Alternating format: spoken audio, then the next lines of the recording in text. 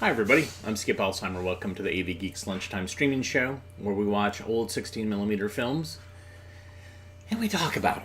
So that last film was a part of a stock reel, basically leftover outtake clips. Cornet, when they would shoot stuff for a film, they would shoot more than they needed, and then they would build up these stock reels, which were just basically loose raw scenes. And this one, and then unfortunately, I don't have the notes associated with the reel. They all have 3-letter codes, except the times that they have 2-letter codes. And that one, I don't know, medieval, and then suddenly, boom, there's space race stuff. So it's always fascinating to watch. You get to see interesting things in there. So happy to share it. There's no soundtrack, of course.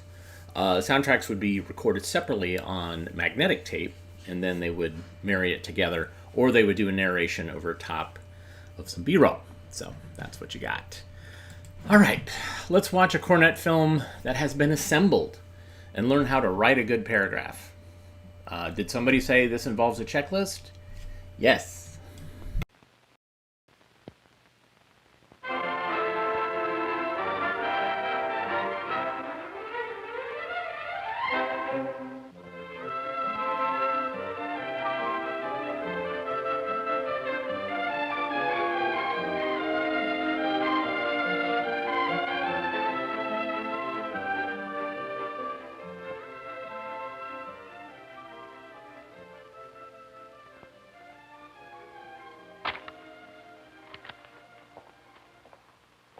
Eddie, you can do better than this. You know that there's more to writing a good paragraph than just putting together a few related sentences. I think you'd better read that chapter again on paragraphs in your text and then rewrite this composition.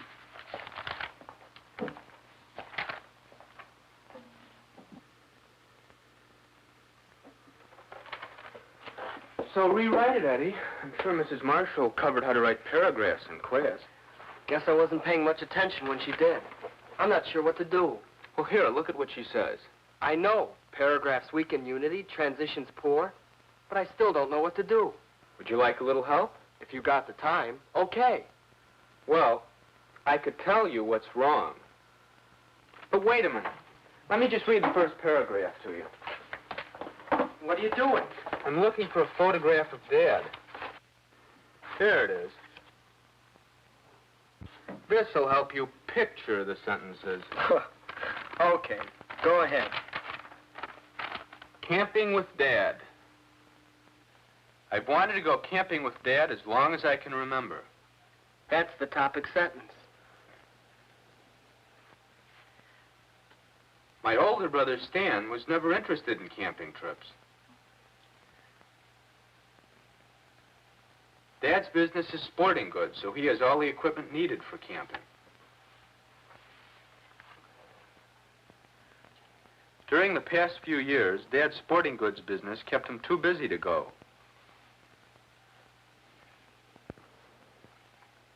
Before that, Dad usually went in late fall when I was in school and couldn't go along.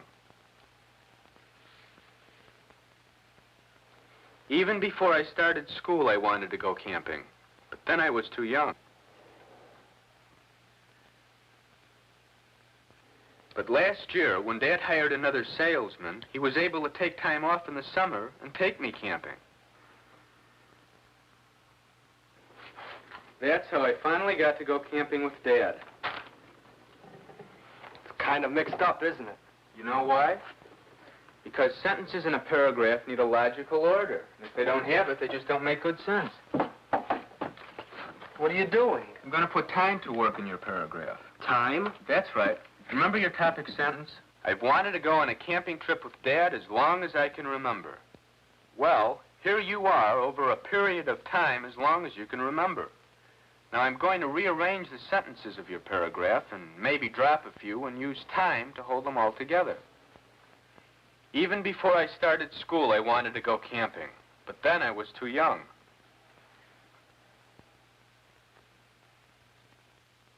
Then, when I was old enough, Dad usually went in late fall when I was in school and couldn't go along.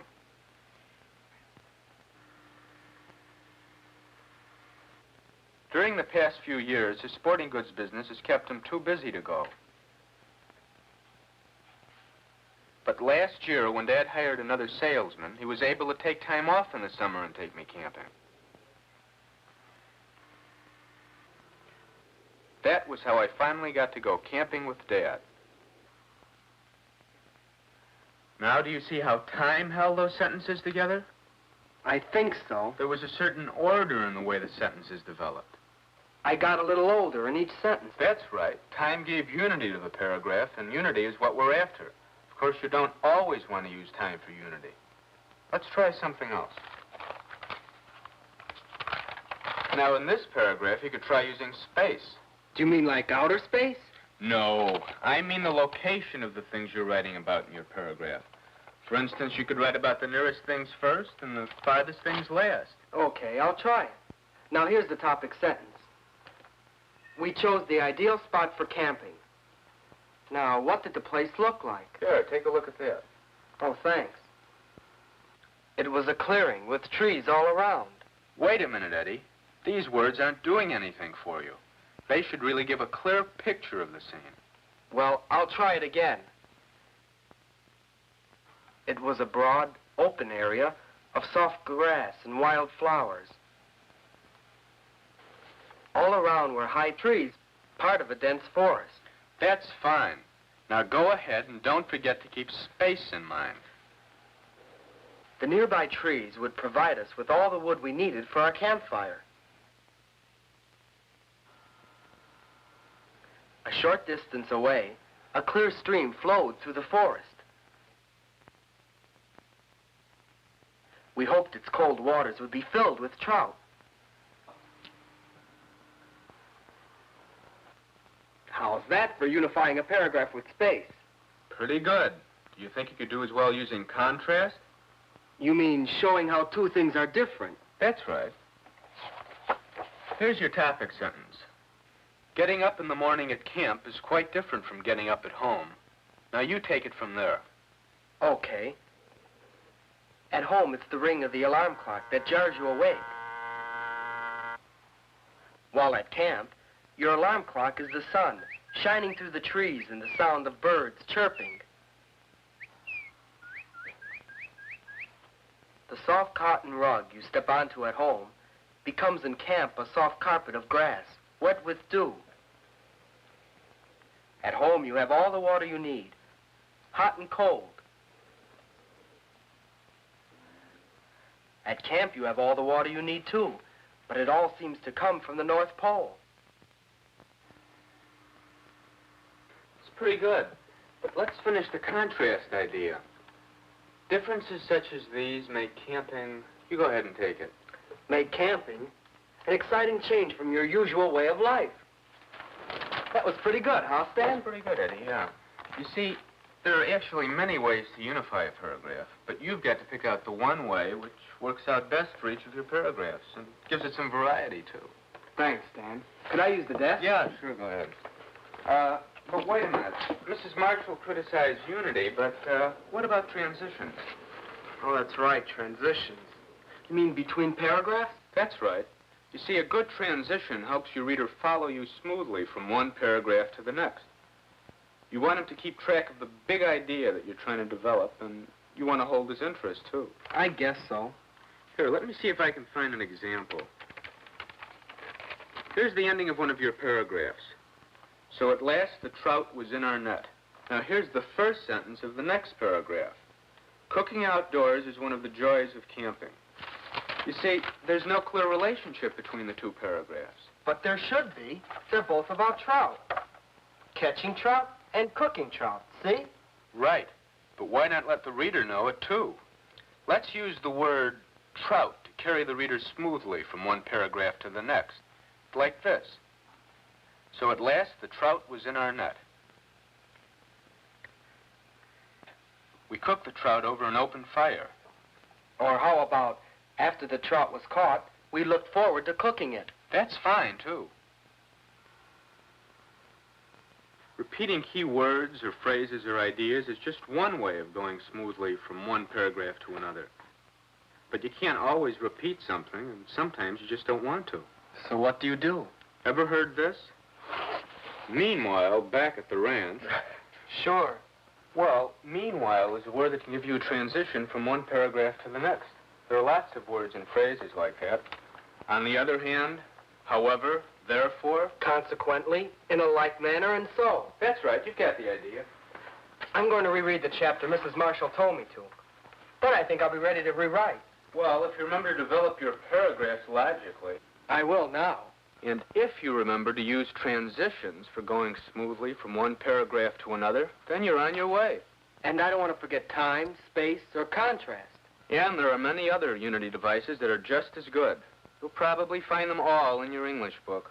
Oh, sure. You pay a little better attention in class and you won't have all that trouble. You've got a point there. Now you get to work. And remember, writing good paragraphs isn't easy. It takes time and thought. But good paragraphs help you communicate with your reader. And after all, isn't that the purpose in writing? That's what Mrs. Marshall says. Thanks, Dan. I guess I'll do all right now.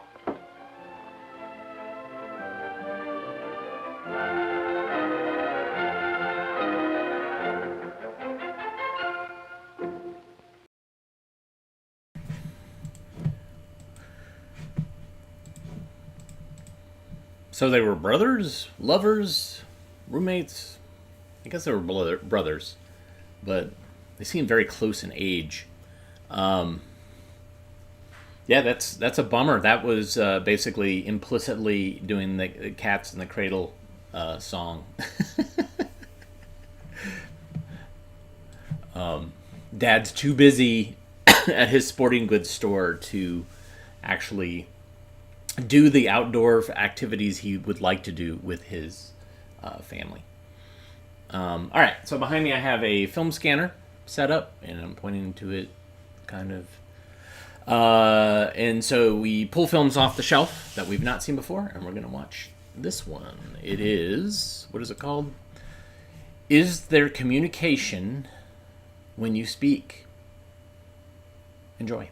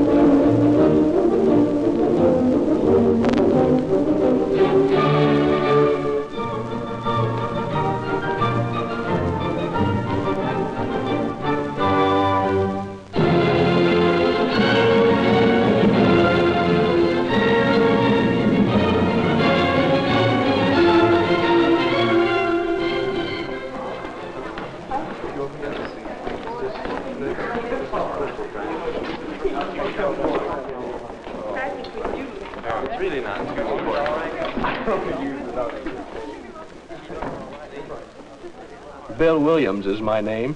I'm a student at the university, and I'm taking a course in speech. You have to in this school. It's required. At first, I couldn't see why. After all, I thought, I'm going to be an engineer. Oratory is not my line. Leave the fireworks to the ministers and the politicians. But speech, they say here, is a must. And I had signed up. So there I was in the class. The professor had a chart on which he illustrated the system of communication, or what he called the sending and receiving of messages by speech. This was better. He made speaking sound like radar or telegraphy, and that was more like it for me. Whenever you speak, you want to transfer an idea to another person. Now, our purpose in this class is to find out how to accomplish this, how to move an idea from the mind of the speaker into the minds of the members of his audience across the distance between them. We don't think of speech making as fireworks intended merely to light up the sky. We think of it rather as the communicating of an idea to people in an audience in order to win a response from them. Have you ever felt a real need to do this, to communicate an idea to someone? Well, yes, I thought I certainly have. Why, just the other day when I was going across campus. Say, pardon me, but could you tell me where the art building is? Gee, she was cute. For a minute, I couldn't think. But then I remembered. Well? Oh, sure. Why, it's near the theater. You go on down here and turn left by the Student Union, and then... Oh, well, say, it'd be shorter if you went through. So don't take the street it's on, but go on the next one down and be... Oh, say, can I hold something for you? No, thanks. I'm in a hurry. Just tell me what street is it on. Oh, well, I don't know the name of the streets, but you'd know it. It's the one you come across when you come in from the athletic field. But I'm not coming from the athletic field. Oh, well, then it couldn't be simpler. Don't go that other way. Just go on down here to the first street for a couple of blocks, and then 2 or 3... Anyway, go on past this building before you turn. Then when you get on the other side, why, it's the same way. When you cross over, why, it's right beside you. It couldn't be easier. Oh, say, could I call you up sometime? No, thanks. Say, could you tell me where the art building is? Why, sure. Go down this street 1 block. Go right then for 3 blocks and pass the Student Union. Then turn left and cross. Now, what did she have to ask him for? Wasn't I telling her? The ability to communicate ideas to other people is something everybody needs. But sometimes no communication takes place at all.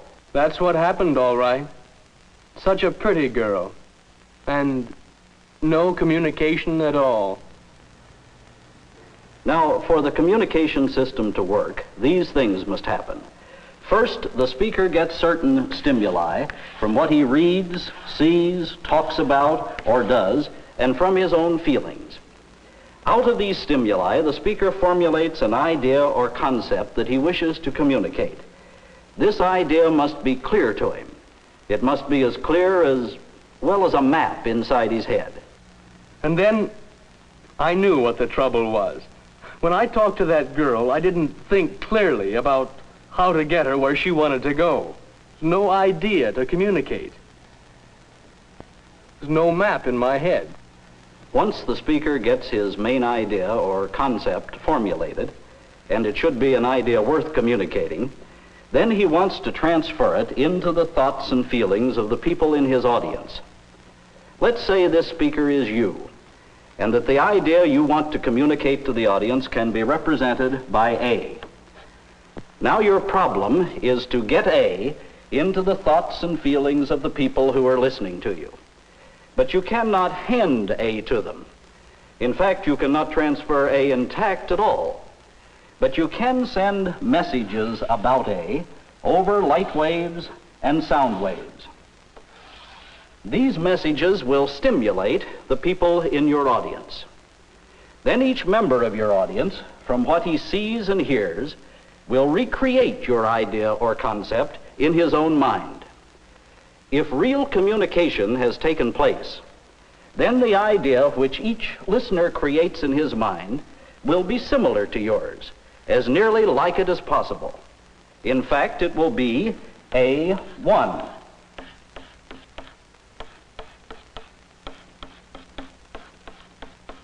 But if communication has not taken place, then this might happen.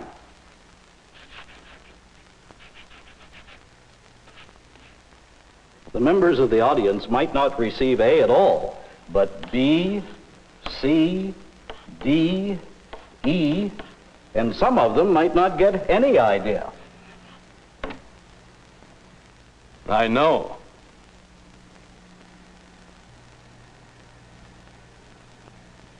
The important thing to remember is this. Whenever communication takes place, both speaker and audience are involved. In fact, whenever real communication takes place,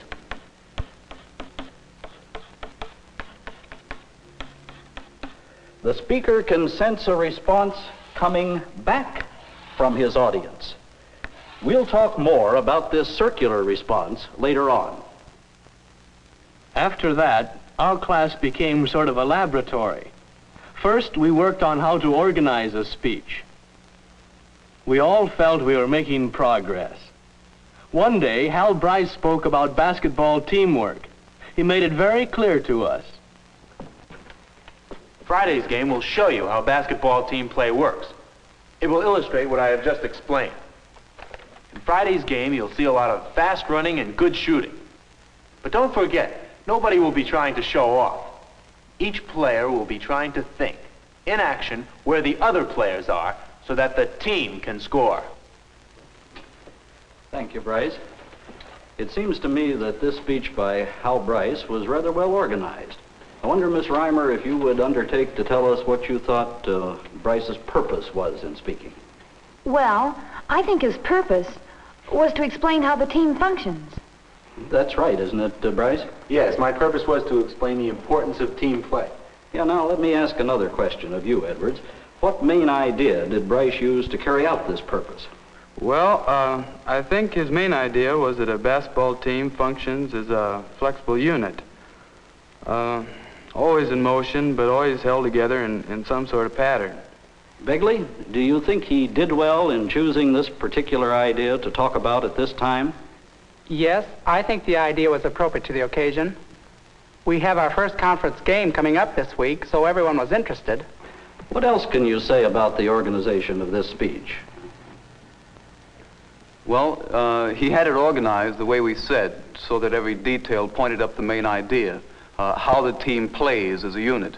For instance, when he described how one player moves down the court, he kept reminding us where all the other players were.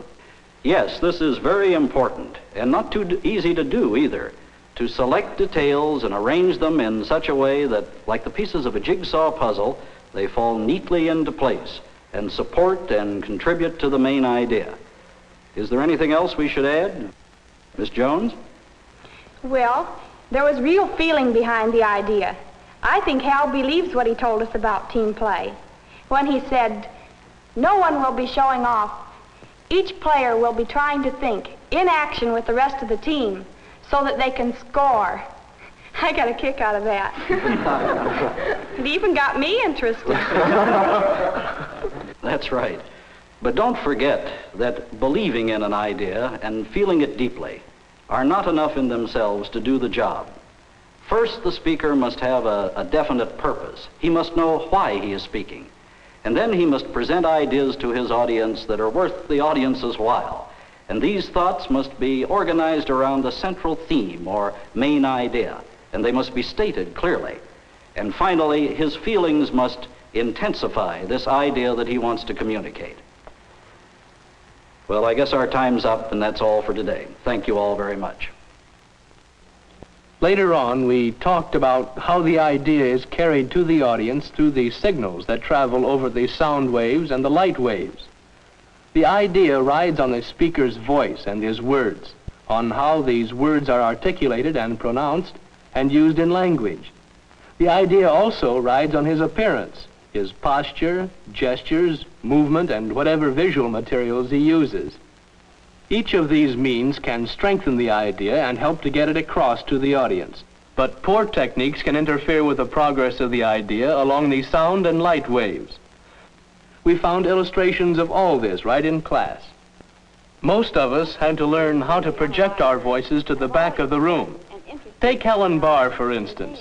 She spoke in a voice that was low and monotonous. The class could hardly hear her. The library building was planned by the architects so that all the students could be free and comfortable while they are working. Inside the foyer are art pieces and historical exhibits. The working area is... If it hadn't been for the pictures, we wouldn't have known she was talking about the library. Our library is a beauty, and we're all proud of it. But Helen's voice didn't tell us that. Another thing we practiced was articulation and pronunciation. Speak the speech, I pray you, as I pronounced it to you, trippingly on the tongue. But if you mouth it, as many of our players do, I'd as lief the town crier spake my lines. May I read that passage over again, sir? I believe I could improve it. Sure, go right ahead. Speak the speech, I pray you, as I pronounced it to you, trippingly on the tongue.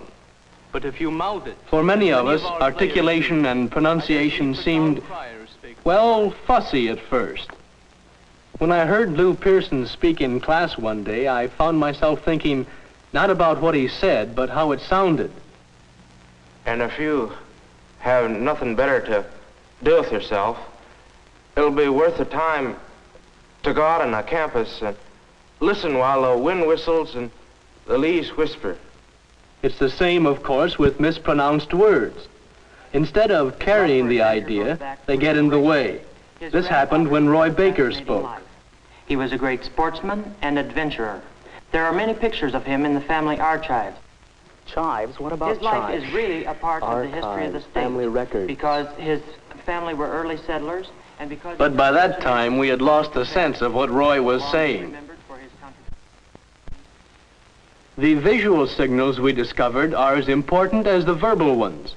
They can carry your idea, or they can contradict it. Al Frank tried to tell us one day about the big opportunities for college students in industry and government, but his posture spoke only of laziness. Lucy Harmon tried to describe the motion and freedom of ballet dancing, but we saw only her own stiffness and discomfort. On the other hand, Hal Bryson had much more poise and sureness. He moved around easily, had a lot more self-control, and you just knew he meant what he said. And so it went. Practice, criticism, and more practice. And always we talked about the audience. But there must be audience response if communication is to take place. And it's not really the speaker's fault if his audience doesn't listen. I think it is. I think a speaker has to know his audience and present his idea so it isn't over their heads and doesn't antagonize them. For instance, if you're going to talk to elementary school children about chemistry, you have to simplify it so they can understand you. Well, I'll look at it this way. If you try to talk to your fraternity brothers about raising next year's dues, and you do it right after winning a football game, well, they just don't hear you. They feel like celebrating. Sometimes you have to talk about things people don't like. For instance, sometimes a teacher has to remind his students that they should study harder. Yes, but he doesn't have to antagonize them first by telling them they're dumb or something. Then they won't pay attention. And another thing, it's no good shouting at a small group. They'll resent it if you try to deliver an oration. Well, can't we say then that generally the speaker has to decide how to signal his audience? Yes, the speaker is responsible if the audience doesn't listen. He has to find out what will interest his audience. He must present ideas that are worth listening to. He must control the visual and verbal signals he sends so that the audience can receive them, and he must show feelings to which they can respond. If he does all this, then the members of his audience will create in their own minds ideas that are similar to his, as much like his as possible, and they will respond to the speaker. As we saw in our chart over here the other day, communication by the spoken word is a configuration that involves the speaker and his total personality, the audience in its total character, the occasion, and the speech itself. All this took a while to sink in, naturally. But toward the end of the semester, I had a talk with one of the other professors in the Department of Speech. He encouraged me to take some more courses. That day, he told me more about the phase of the communication process called the circular response, and brought into new emphasis what Professor Barnett had said about it. I soon found out for myself what he meant. It happened at a student-faculty meeting where I was speaking about the importance of having a liberal arts education along with a technical training. My speech was going pretty well. It is a fact that many large industries are setting up special schools to give courses in literature, art, and music, because they believe that knowing these great ideas and great books will help a man to do better work, even if what he is doing is technical. The audience was a good one. I felt that the audience was on my side. They wanted to hear the idea. As I sensed their response, my thoughts became clearer. The words came easily. I liked talking.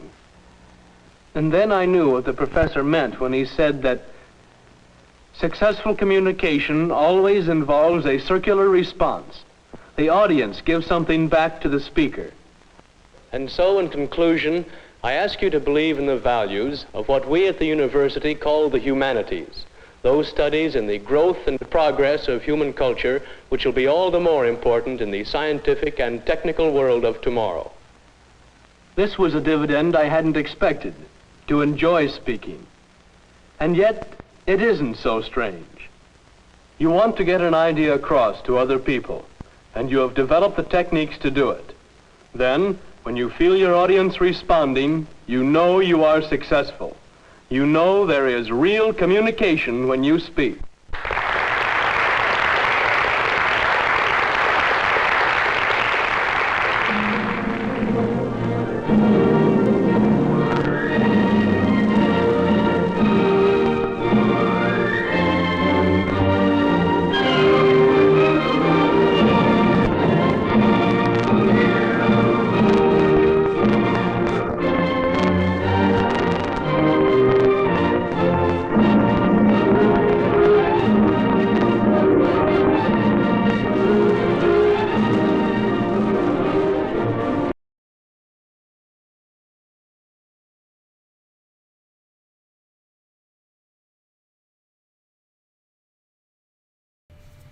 So at the end, there was all this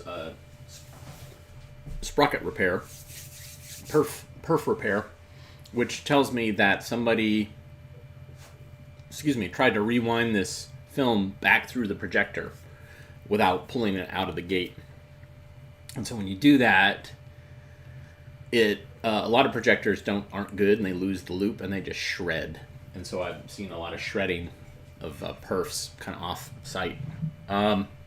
Anyways, fascinating film about public speaking. I'm definitely in the lazy camp of like leaning on a podium and that's me. Don't prepare. And if I do get like caught up in it, then I get really nervous. So it's a double-edged sword. All right. Let's see.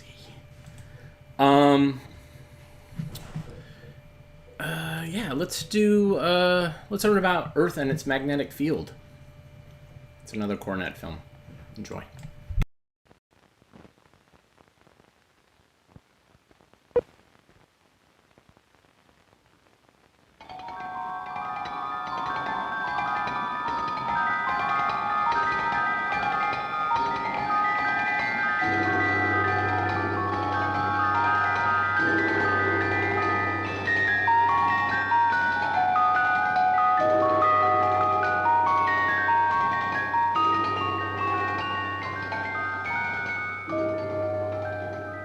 Why does the compass needle hold fairly steady when a compass is turned? Because it's in a magnetic field, the Earth's magnetic field. This field exerts a force on magnetic materials, such as the steel the needle of a compass is made from. We can visualize a small magnetic field by sprinkling iron filings over a bar magnet covered with a sheet of plastic. The filings form a pattern. This pattern indicates the lines of force within the magnetic field between the north and south poles of the magnet. When magnetic fields interact, we see a different kind of pattern. This pattern occurs because like poles of a magnet repel, and unlike poles attract. A compass needle is a small bar magnet with a north and south pole. The south pole of the magnet attracts the north pole of the needle. But because the needle is on a pivot, it can turn. So the compass needle will turn along the lines of force as it's moved. At the other side, the south pole of the needle points to the north pole of the magnet. The lines of force connect the north and south poles, points of opposite polarity. The same is true of the magnetic field of the Earth. Here also, imaginary lines of force connect two opposite poles, the north magnetic pole and the south magnetic pole. But there is a difference between the positions of these magnetic poles and the geographic poles. Let's consider just the north geographic and magnetic poles and a location on the globe. here on the East Coast. A compass placed here does not point at the North Geographic Pole. It simply lines up with a line of force that connects the Earth's magnetic poles. On Earth, the North Magnetic Pole is defined as the pole towards which the north end of a compass needle points. Since unlike poles attract, it must really be a south pole, but we continue to call it the North Magnetic Pole to avoid confusion. If we extend a line in the direction the needle points, an angle is formed. Its measure is the angular difference between true north and the direction the compass points. This angle is called the angle of declination. Here, it's 10 degrees west. In this particular location, the compass points 10 degrees west of the North Geographic Pole. If we change our location to here, the compass needle again lines up with a line of force, but at this point, the direction of the line of force happens to be the direction to the North Geographic Pole. So, there's no angle of declination, or declination is 0 degrees. On a map, we can mark points that have the same declination. They can be connected by a line called an isogonic line. This line connects points having 10 degrees west declination. Because of irregularities in the Earth's magnetic field, the isogonic lines themselves are somewhat irregular. These are some of the isogonic lines that connect points of equal declination in North America. This line connects points of 0 declination. It's called an agonic line. Maps showing lines of declination are called isogonic maps. Readings on the map show how many degrees a compass has to be corrected to point toward true north. The compass needle indicates a horizontal effect of the magnetic field, a declination. But the Earth's magnetic field also has a vertical component. Using a magnetic dipping needle, we can see that the magnetic field is three-dimensional. The dipping needle measures the angular difference between the Earth's horizontal surface and the direction of the Earth's magnetic field at that point. The angle formed is called the angle of inclination. Using a magnetized model of the Earth and a small dipping needle, we see that at this point in the northern hemisphere, the inclination is almost 90 degrees, locating the North Magnetic Pole. It's the same inclination that would result if the needle were above a bar magnet. The main magnetic field of the Earth is similar to the field of a bar magnet. Here is a simplified version of the lines of force of the Earth's magnetic field. A magnetic dipping needle near the North Magnetic Pole will come to rest almost perpendicular to the Earth's surface. Here, the inclination is almost 90 degrees. Near the equator, the needle is almost parallel to the Earth's surface. The inclination is about 0 degrees and helps locate the magnetic equator. We can connect points of equal inclination to form lines of equal inclination. 89 degrees, 88 degrees, and so on. The lines that connect the points are called isoclinic lines, and this is also how isoclinic maps are made. There is a third feature of the Earth's magnetic field. This is the strength or intensity of the field. Let's think about a magnet again.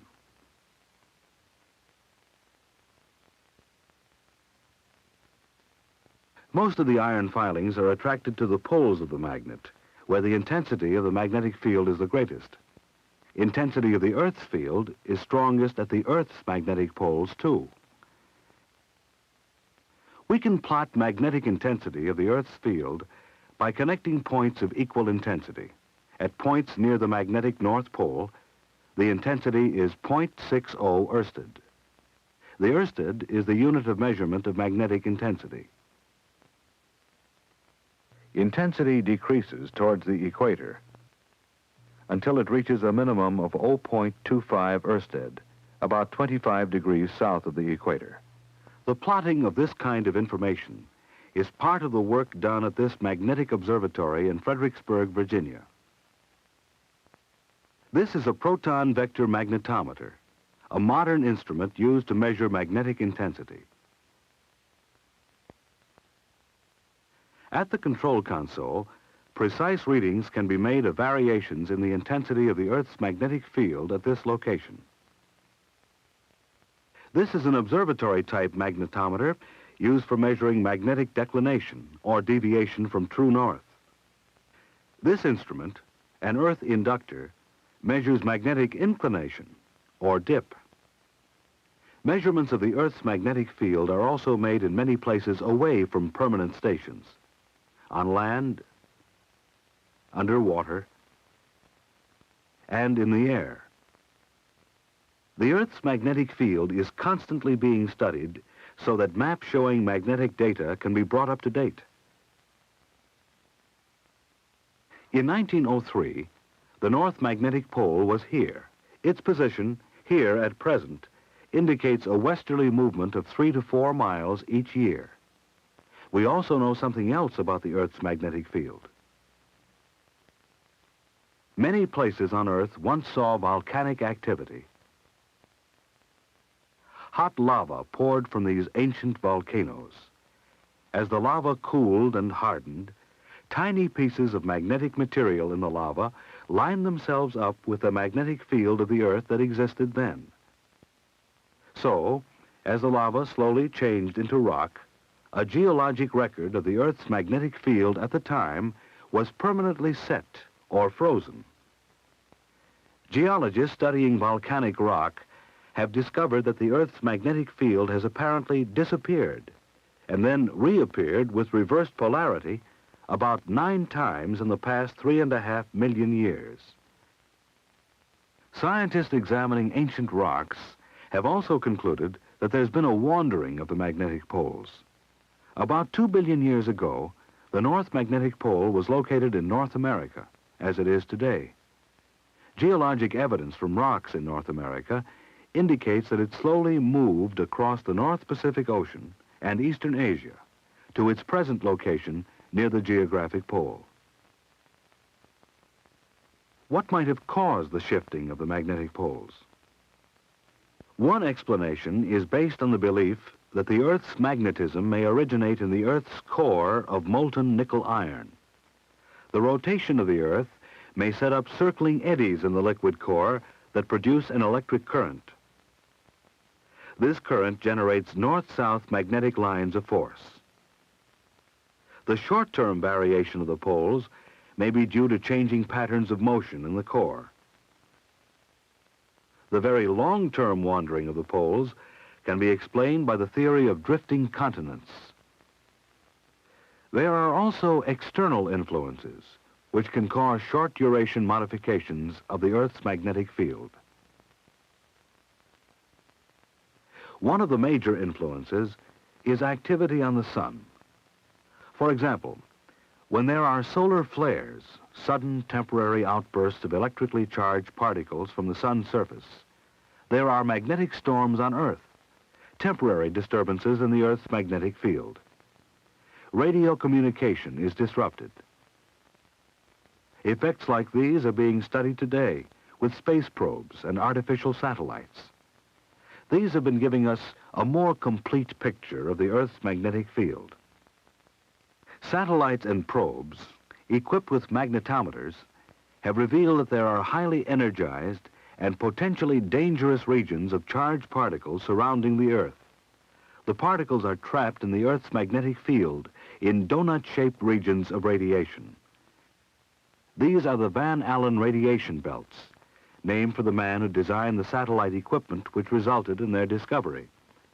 It's believed that the charged particles in the outer belt come from the sun's radiation, while those in the inner belt come mainly from excited atoms formed by the bombardment of the upper atmosphere by charged particles from the sun.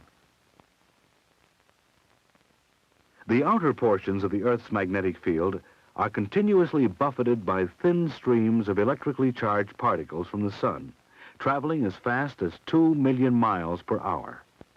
This solar wind, the source of the Van Allen belt particles, also modifies the shape of the Earth's magnetic field. Satellite measurements indicate that the Earth's magnetic field resembles a teardrop with a very long tail. Instead of being an orderly field extending almost endlessly into space, the magnetic field appears to be confined in a space called the magnetosphere. The magnetosphere is bounded by a thin layer of charged particles called the magnetopause. Toward the sun, the magnetosphere is only about 40,000 miles away from the Earth. On the opposite side, the solar wind draws out the magnetosphere like the tail of a comet, more than 3.5 million miles long. The width of the magnetopause varies from about 200 miles to 2,000 miles. Learning about the magnetosphere and the Earth's magnetic field is important to man's further exploration and understanding of space. Manned spacecraft that leave Earth for the moon or the planets must be shielded from the dangerous radiation in the Van Allen belts. A better understanding of these belts is necessary for the safety of space travelers. Further knowledge and understanding of the Earth's magnetic field will help illuminate the Earth's past and make safer man's way into the future.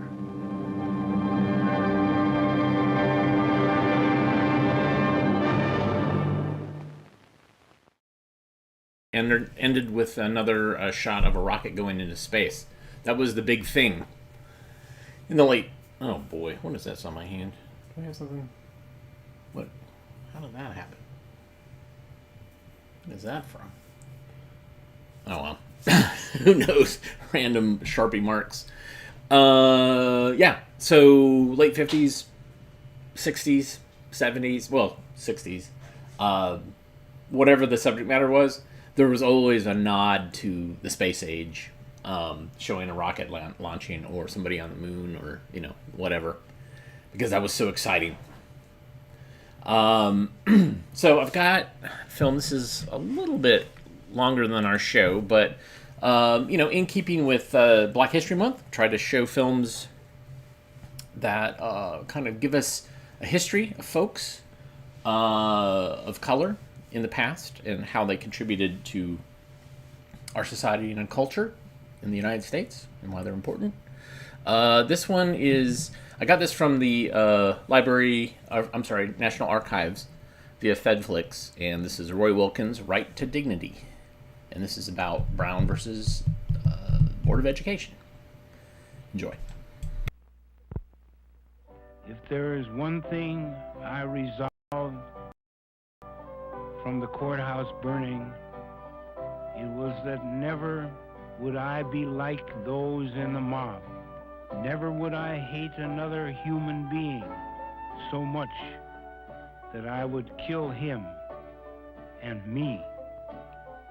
Even if it takes years longer, even if the highways are not always wide and smooth, I pray that I shall never crawl toward the promised land on the belly of my spirit, the humanity common to all men transcends race, nationality, and color.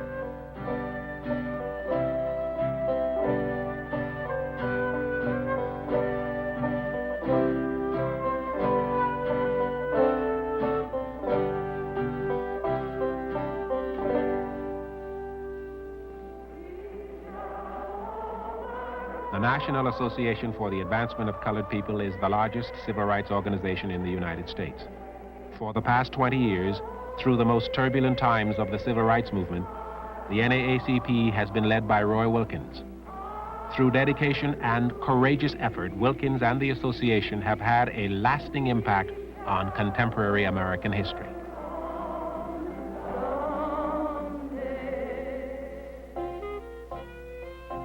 The NAACP was founded in 1909, half a century after the Civil War ended slavery as an institution.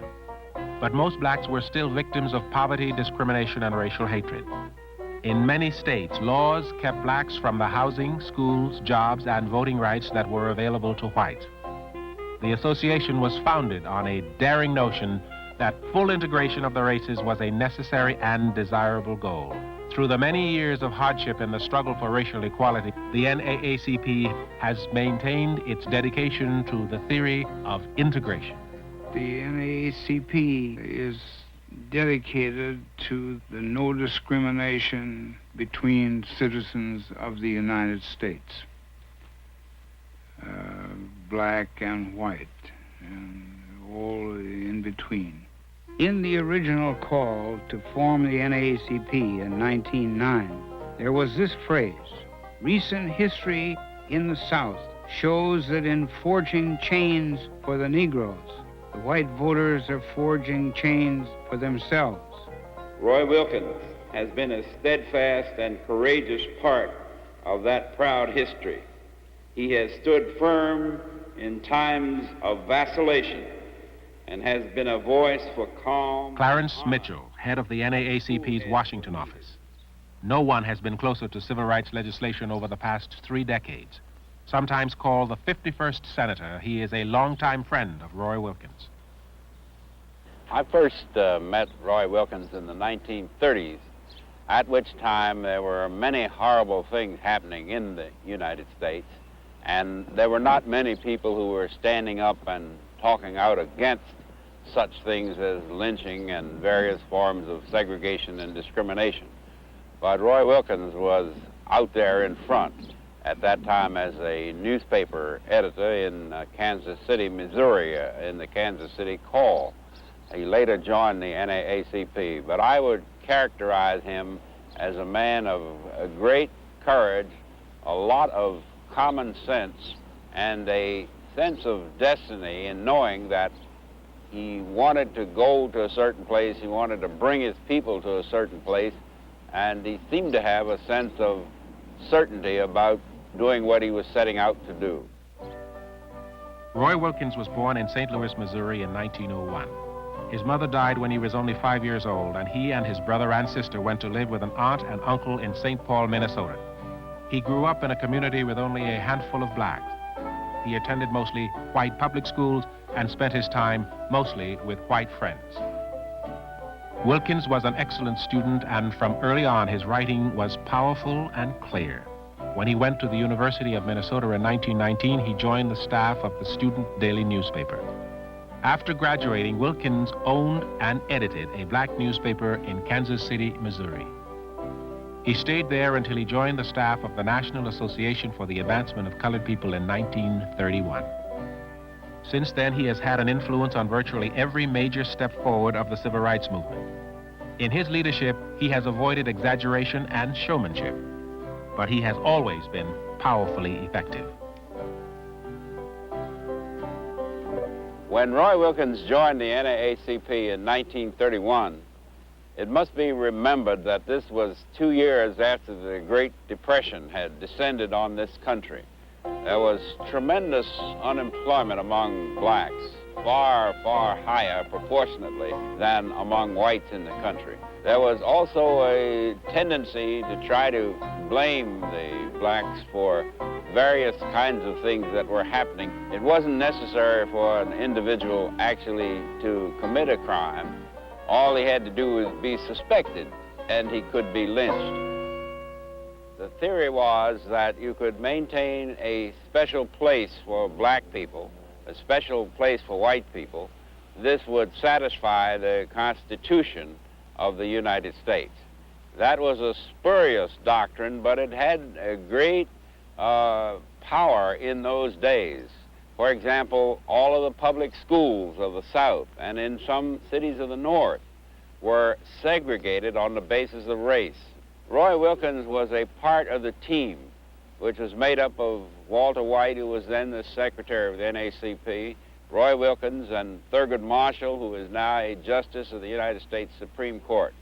It was their objective to try to eradicate these kinds of unjust things. In 1948, there was a sharp upward revision in the way black people felt that they would come out. Nothing hopeful, but an improvement over what had been. The post-war period left us with a lot of unemployment in this country. It left us with returning military people who had been off fighting a war for democracy. And it was very clear that those who had been fighting for human justice around the world were in no mood to come back to their own country and find such things as segregation based on race. It was then that the NAACP, which had been following a program of attacking segregation on a kind of piecemeal basis, decided that there had to be a frontal attack on the so-called separate but equal doctrine.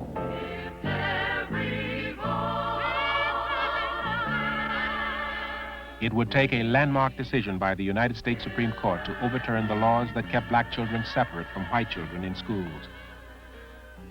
Roy Wilkins worked with Thurgood Marshall and other NAACP lawyers to devise a strategy for a Supreme Court test. They enlisted expert witnesses who testified about the psychological and social harm of segregation to black children. They argued that racial segregation in the schools violated the United States Constitution. On May 17, 1954, the court handed down a momentous decision. In the field of public education, the doctrine of separate but equal has no place. Separate educational facilities are inherently unequal. The NAACP had been instrumental in winning the most significant civil rights victory since the end of slavery. As far as the impact of the decision, Brown versus Board of Education of Topeka, Kansas, had, it simply meant that the system under which thousands and thousands of Negroes had been educated prior to that time was dumped out the window. And there could no law be passed that my children could go to this school, and if I were white, they could go to that school. The 1954 decision spurred the NAACP and other activist groups to challenge segregation in housing, transportation, and public facilities. Marches and sit-ins led to the arrest of many demonstrators. Roy Wilkins became executive director of the NAACP in 1955, and it was clear that there was much work yet to do. To gain true equality, not only the laws, but the attitudes and traditions of segregation had to be overcome. When Roy Wilkins assumed the leadership of the NAACP, the full impact of the Supreme Court school desegregation decision was felt. Unfortunately, there were many people, high government officials in the state, who mobilized a virtual arsenal of types of frustration to try to prevent that decision from being implemented. We had the scene of a governor of one state, the governor of the state of Arkansas, using the armed forces of that state to prevent black children from going to public schools. Roy Wilkins, at the helm of the NAACP, had to meet and deal with all of those problems. The story was getting across to America and to the world that the Negro was a human being, was an American citizen, presumably possessing inalienable rights which were being grievously and bestially violated, and that the proud and free America could hardly hold its head high enough to escape the stench. Did we have courts? And to what end? Did we have a constitution? For whom? What of our vaunted slogan, equal justice under law? In the period of the 60s, there was a great awareness on the part of blacks that by using their political power, they could elect officials to public office who would be sympathetic to their cause. This resulted in enormous participation in presidential and local elections by blacks, and it also brought into the White House a man who had the reputation of being very concerned about human rights and individuals. That, of course, was President John Kennedy. Around that type of thing, there grew a belief that something dramatic had to be done to spark up the actions that were already underway in the Congress to try to get certain kinds of legislation passed. It was A. Philip Randolph, one of the elder statesmen among the blacks, Martin Luther King, Roy Wilkins, and others from the religious community, from labor and other places, who got together and hit upon the idea of having what was called a March to Washington. In 1963, the NAACP helped organize and staff history's largest protest against inequality. 250,000 people, black and white, came to Washington to tell the American Congress that it must pass laws prohibiting discrimination against blacks. We felt that it was going to be a flop. and we were afraid that it was going to be, you know how people are. But we went ahead and came out. We came out about noon, and the people were flocking down there. The March on Washington went far beyond everyone's hopes, and it offered a forum for one of the most eloquent speeches the Reverend Dr. Martin Luther King ever made.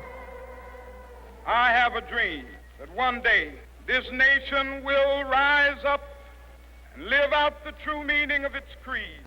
Free at last, free at last. Thank God Almighty, we are free at last. I don't think anybody will ever recover the feeling, that the universal feeling that came out of the March on Washington. The March on Washington in 1963 led eventually to the passage of many laws breaking down segregation and inequality in employment, voting, and housing. In the 1960s, it was important to have a framework in which to operate. Roy Wilkins supplied that framework. I believe it was a very simple one. He pointed out that the Constitution of the United States sanctioned the use of activities such as picketing and such as demonstrations. He pointed out that the people had a right to petition their government for redress. He also pointed out that there were times when you had to have direct confrontation in order to challenge injustice. These were principles that the NAACP had always espoused and had used successfully in challenging a lot of injustices, but now it had to be done on a monumental scale throughout the country. It was the NAACP lawyers who went to court to protect the rights of demonstrators. The NAACP often paid bail money and fines for those who were arrested and jailed in civil rights demonstrations. And NAACP members filled the ranks of marchers and demonstrators. Roy Wilkins traveled to Jackson, Mississippi in 1963 to join Medgar Evers, a field secretary of the NAACP. Evers was organizing a protest against stores refusing to hire blacks. 12 days later, an assassin killed Medgar Evers. In his hands, he's got the big round word. I went down with Medgar Evers to protest the denial of employment by Woolworth stores. It was only 12 days before he was slated to go.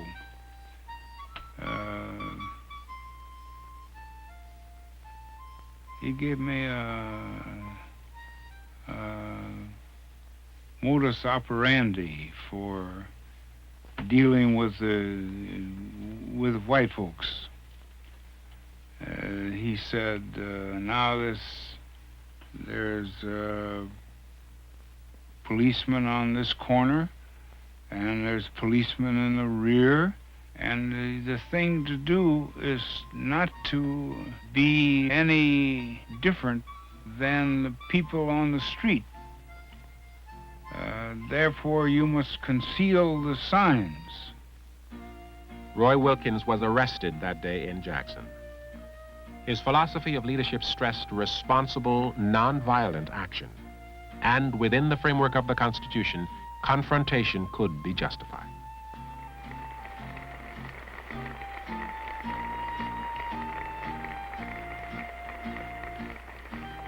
After 20 years of active leadership of the NAACP, Roy Wilkins retired. His successor, lawyer, banker, minister, Benjamin L. Hooks. The NAACP will not go into eclipse because Mr. Wilkins has resigned. In fact, he's still contributing his talents and time as director emeritus, and I look to him for advice and some comfort in these difficult days. And when Ben Hooks leaves NAACP, it will not die because it is an organization of 1,700 chapters, almost 500,000 dues-paying members, and a spiritual kind of kinship that's very difficult to define.